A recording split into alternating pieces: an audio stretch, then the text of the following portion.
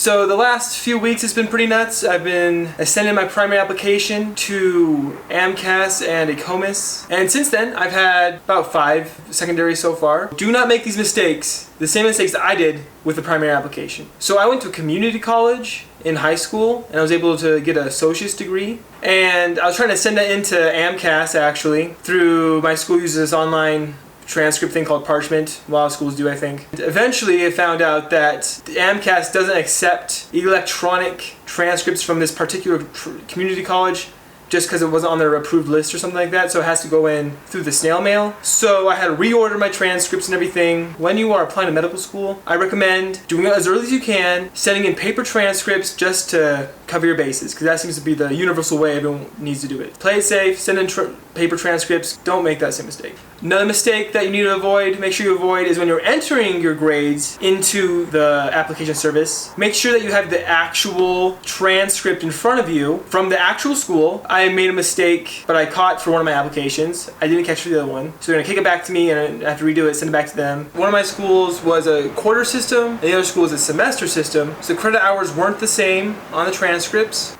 So just make sure when you're filling out your coursework, you're doing it from the actual transcript from that school. If you're a pretty good candidate, I would say that most schools will probably send you a secondary application. If you pass their threshold of, then they'll send you an application or a secondary application. Yeah, on the secondary so far, there's been some general like biographic information, kind of the same thing as this primary application, filling out like who you are and stuff, and then a couple of essays. Writing these essays, I would recommend doing the same thing as you did with your personal statement, and just have someone review it, have someone help you write it. Personally, I'm not a strong writer. I really don't like writing. I like reading, but writing stinks. Well, my writing stinks at least. Make sure you have someone else read it over with you, give you some pointers. So just find someone that will be able to help you read through your essays with you.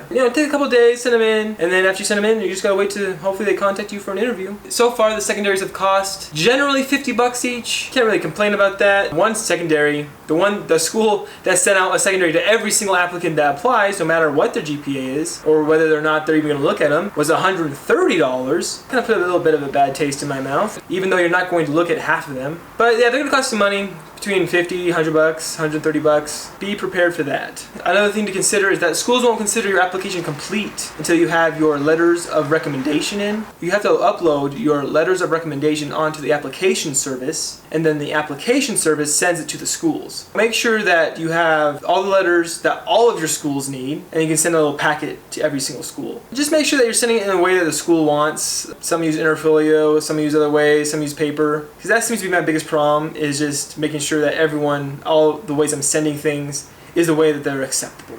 So no owls or pigeons. So yeah, right now I have one more secondary I need to fill out right now. I gotta write a 1-page paper about what I want to go there. I'm probably gonna finish that up today, send that in today. It's pretty much just a waiting game. Keep doing what you're doing, getting patient exposure, making yourself the best candidate that you can for the interviews, because you want to look good in the interview too. You don't want to just look on a paper. One of the things that my school did was they set up a mock interview for you with a professor, and that was really informative for me to be able to understand like what kind of types of questions they're going to ask. The professor that I had my interview with, she just pulled up a list of 100 questions that medical school admissions committees ask, and she just asked me some questions off of that. And so that's probably what I'm going to be doing right now. Practicing not so much the answer, but practicing being able to think and be able to answer the question.